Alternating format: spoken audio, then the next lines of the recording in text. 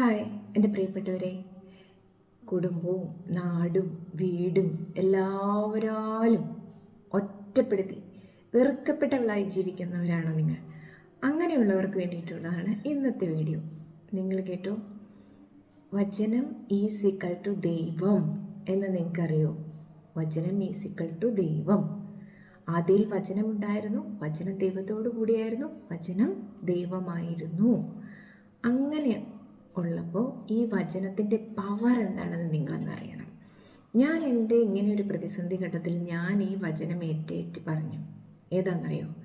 ഏറ്റവും വെറുക്കപ്പെട്ടവളും ജനതകളാൽ നിന്ദിതയും ഭരണാധികാരികളുടെ ദാസനുമായവരോട് ഇസ്രായേലിൻ്റെ പരിശുദ്ധനും സർവശക്തനുമായ കർത്താവ് അരുളി ചെയ്യുന്നു.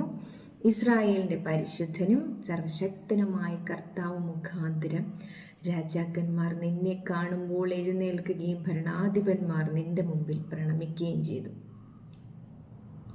ചെയ്യും. എത്ര മനോഹരമായ വചനമല്ലേ! നമുക്ക് പ്രശ്നം വരുമ്പോൾ ബൈബിളൊന്ന് തുറക്കൂട്ടോ. അത്ഭുതമാണ്, അത്ഭുതം.